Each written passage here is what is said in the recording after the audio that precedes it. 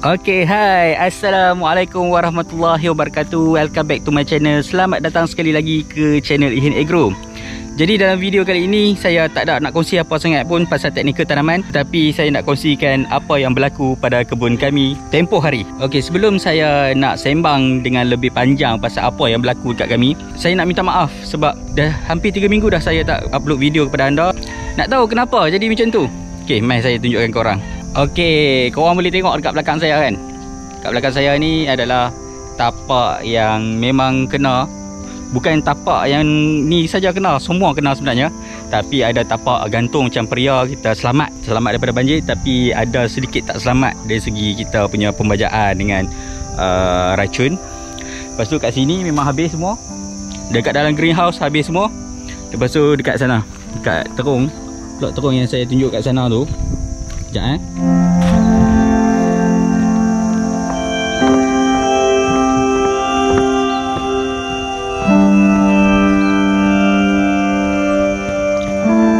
dekat sini pun habis semua. Kita punya tanaman habis. Yang hijau-hijau korang tengok tu memang bersepah sebenarnya, tak boleh pakai pun. Dan yang lain tu memang tak boleh pakai lah, yang dekat kosong ni kan. Okey, kenapa jadi macam tu?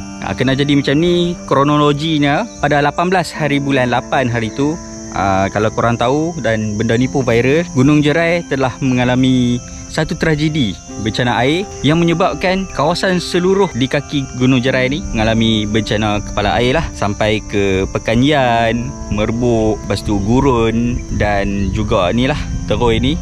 Kita semua kena lah kat sini. Boleh kata kaki gunung lah, yang mana yang terlibat dengan sungai dekat Gunung Jerai memang semuanya terlibat lah. Siapa yang rumah dia tepi-tepi sungai ataupun depan-depan sikit ke apa kan, memang kena kepala air lah. Untuk menggambarkan macam mana peristiwa tragedi kepala air tu, jom kita tengok sedikit video dan gambar yang menggambarkan peristiwa pada 18 hari bulan 8 2021 tersebut. Jom.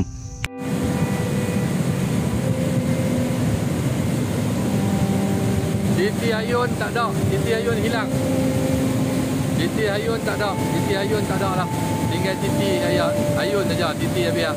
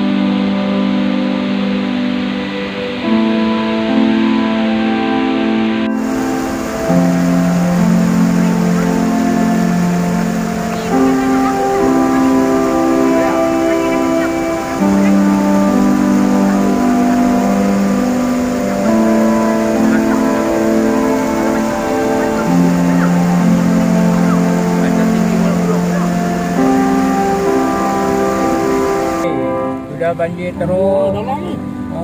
Sudah banjir teruk. Masya Allah.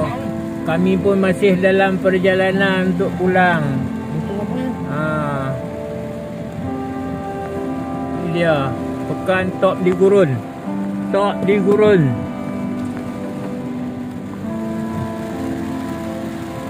Masya Allah, Masya Allah. Masya Allah. Top di Gurun. Kalau diikutkan, ini adalah kali kedua kami kena, dan kali kedua pun 2 tahun berturut-turut. Maksudnya sebelum ni kami kena 20 hari bulan 9 2020, tapi tahun ni kita kena pada 18 hari bulan 8 2021. Maksudnya tak sampai setahun pun, tak sampai setahun daripada yang kita kena dulu, kena lagi. Dua-dua juga kepala air. Dulu kepala air ni kena dekat kampung ni saja, kat kampung Teroi ni saja. Tapi kali ni kena dekat keseluruhan Gunung Jerai. Dan betapa besarnya bencana kali ni, memang dalam sejarah Gunung Jerai tak pernah lagi lah ada bencana kepala air yang sebesar ni. Dan korang boleh tengok macam mana kemusnahan yang berlaku kat kebun kami. Memang habis semua pokok macam mana yang korang tengok hari tu 30 HST. Cantik dia. Lepas tu dah lagi 2 minggu nak boleh kutip. Lepas tu nak macam mana, rezeki Allah tentukan. Dan semua ni semua dah tertulis dah, takdir dan qada dan qadar kan, kita kena terima. kita kena terima dengan tabah dan jangan putus asa. Itulah yang kami pegang. Dan sebab itulah kami jalankan terus je apa yang ada. Walaupun memang banyak gila nak kena cover, terutamanya dari segi kewangan lah. Sebab dah 2 tahun dah berturut-turut kita kena macam ni. So kena ada backup plan untuk kita survive pada musim seterusnya. Apa yang kita boleh buat untuk mengelak daripada kepala air datang lagi dan kita tak ada efek. Itu yang paling penting. Jadi kos nak buat benda tu sangat-sangat tinggi lah. Okey, dari segi kerosakan yang berlaku dekat kebun ni banyak, dan kami anggarkan dekat 20,000 ke 20 lebih lah kalau kita kira secara detail. Tu tak kira kalau kerugian hasil lagi, kerugian sistem polybag apa semua, silver shine yang jahanam dalam greenhouse apa semua kan, tu dalam 20,000 lebih lah yang kami baca. Dan semua benda ni, tapak ni dah tak boleh buat dah apa-apa. Lepas tu tapak sana pun nak kena panggil backhoe balik apa semua nak kena buat kan. Jadi kosnya lebih kurang macam tu lah. Lepas tu dalam kita punya rumah pump pun, pump semua rosak. Dah kita ada 3 pump kat situ, pump sedut air daripada sungai. Lepas tu kita ada pump tembak ke kebun, tu satu je. Lepas tu ada pump untuk kita punya utility lah, kita basuh tangan ke, pump air untuk kita bacur racun dan sebagainya kan. Jadi yang tu rosak semua.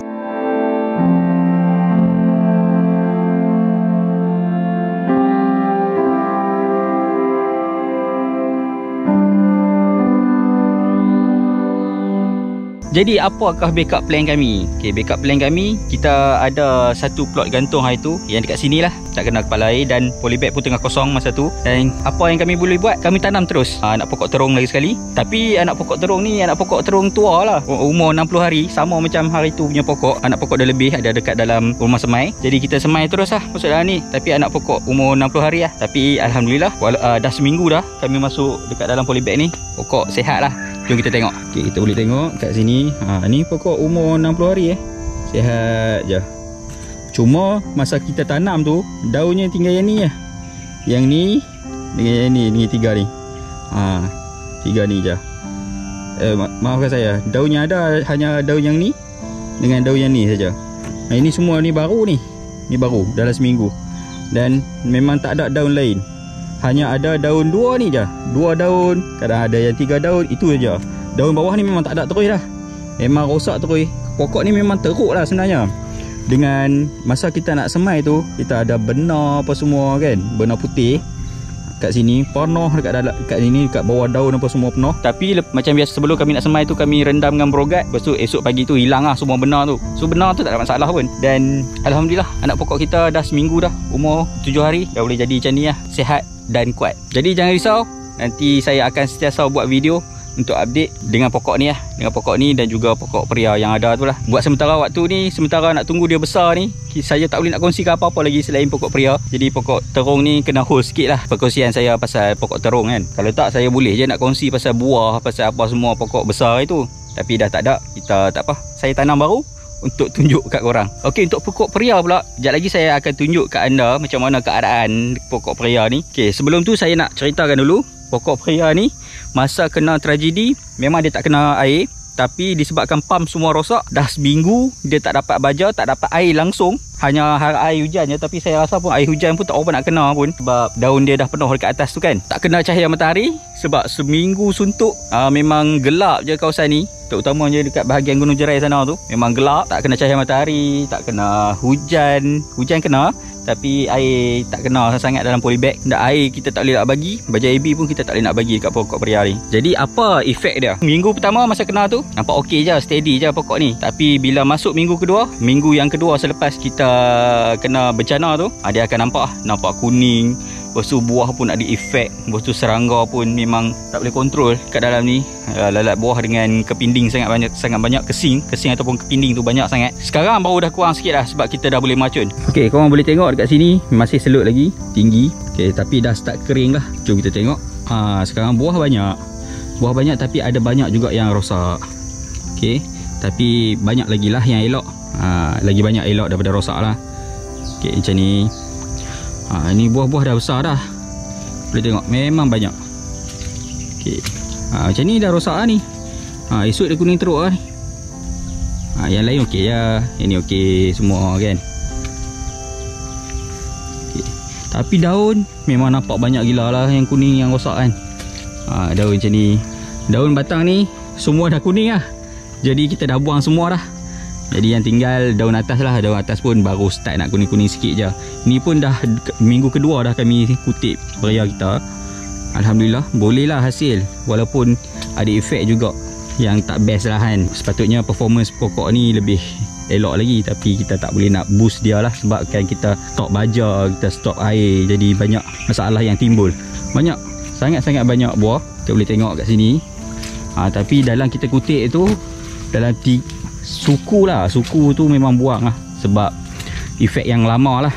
Yang baru ni insyaAllah kita dapat cover balik lah untuk kutipan-kutipan yang seterusnya ni. Okey, macam mana kami tackle masalah pokok ni? Kita dah lama tak bagi baja, lepas tu kita bagi baja balik. Macam mana? Just kita bagi isi tinggi sikit daripada sebelum tu masa kita baru start bagi baja balik tu kan. Jadi kami up isi sikit, lepas tu kami banyakkan main foliar lah supaya ada recover balik. Alhamdulillah dia dah start recover balik dan buah pun boleh tengok kan tadi memang banyak. Tapi mungkin tak sebanyak yang sepatutnya lah. Kalau tak sepatutnya banyak lagi. Tapi tak apa, rezeki takat tu saja.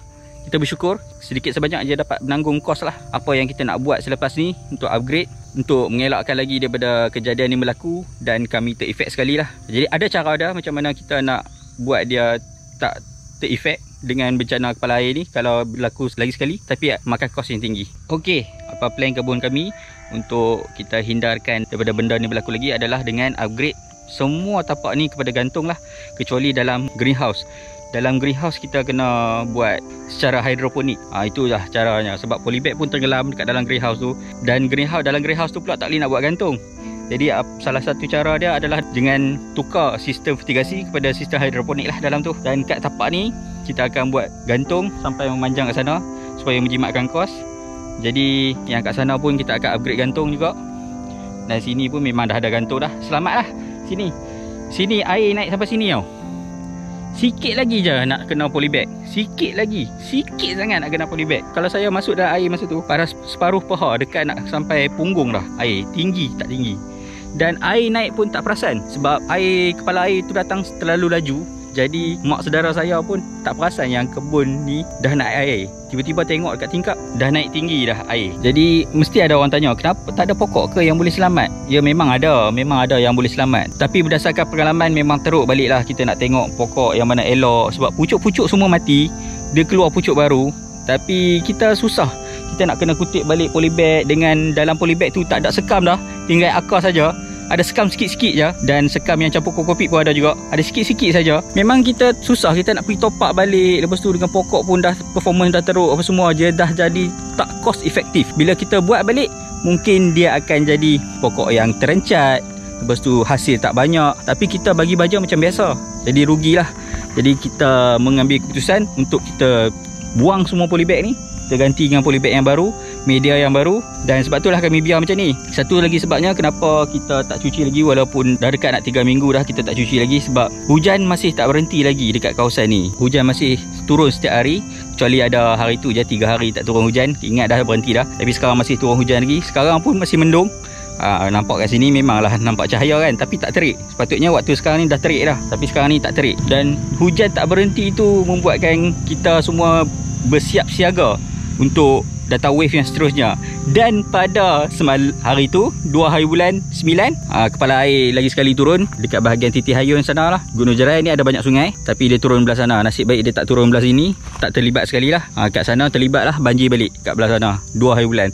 Sebab tu lah kami tak kemas lagi. Sebab kalau kata kami kemas, kami jaga balik, mungkin dia akan makan kos yang tinggi dan kena balik lah kan. Rugi lah macam tu. Jadi plannya kami akan ambil backhoe, tolak semua polybag semua, kita akan buang dan kita akan letak polybag baru lah. Dan kita akan upgrade gantung lah. Kos untuk upgrade saja, untuk mengelak daripada bencana air ni, termasuk greenhouse dan juga tapak ni, dalam RM40,000 lah. Memang banyak kos dia, lebih lagi daripada reserve yang kami simpan.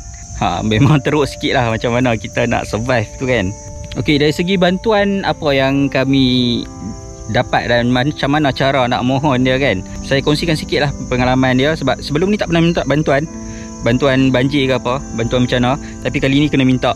Dan prosedur adalah kita kena bagi tahu dekat pegawai pertanian daerah kita yang kita kena bencana apa semua. Lepas tu nanti dia orang akan datang lah. Macam tapak kami disebabkan viral kawasan Yan ni, kawasan Gunung Jerai ni kena. Jadi orang-orang besar turun lah. Tapi tak semua kebun lah. Mungkin Jabatan Pertanian highlight tapak ni. Jadi KSU Mafi turun, TKSU Mafi pun turun kat sini. Pengarah Jabatan Pertanian Negeri semua memang datanglah kat sini. Dan kami dapatlah banyak juga macam beras apa semua, kita dapat apa semua bantuan macam tu lah. Dan yang paling penting sekali, dia orang akan proses lah untuk kita dapat agripreneur ke, untuk kita dapat bantuan bencana lah daripada Mafi. Tapi bantuan tu tak dapat lagi, benda kita nak kena jalan terus. Tak apa, kita tunggulah kan. Ada, tak ada, kita tak kisah. Sebab kok mana pun kita jangan berharap dengan bantuan. Bantuan kalau ada, kita bersyukur banyak-banyak kalau kerajaan bantu kita. Tapi kalau kerajaan tak bantu pun, kita try buat apa yang ada dekat tangan kita. Janganlah kita pergi korek, pergi buat loan ke apa, janganlah. Kita buatlah apa yang ada dekat tangan kita. Kalau kena buat sikit pun buatlah sikit. Nak buat macam mana kan? Daripada kita dah boleh buat dekat 4,000 ni, dah terpaksa buat dalam ni 1,000 je. 1,000 je yang ada kat sini. Tak apalah, nak buat macam mana, redha saja. Okey, untuk parit pula. Parit kita dah jadi cetek lah. Dengan polybag pun dah masuk dalam ni. Lepas tu selut pun yang tinggi, dia pun dah membuatkan parit kita jadi cetek lah. Okay, kat sini tak apa nampak sangat. Kita tengok dekat sini. Ini asal parit kita. Parit dah tak apa parit dah. Dah macam tanah sama je dengan tapak lain. Boleh tengok ni. Ni parit ni. Sekarang dah tak ada. So kita kena buat parit balik lah. Kalau tak buat parit ni, hujan sikit pun naik lah tapak. Okey, sekian saja perkongsian saya untuk video kali ini. Saya harap sedikit sebanyak dia dapat gambaran lah kepada siapa yang kena bencana, apa nak kena buat apa semua kan. Dan itu je lah. Salam jumpa dalam video yang akan datang. Bye. Assalamualaikum warahmatullahi wabarakatuh. Sempoi.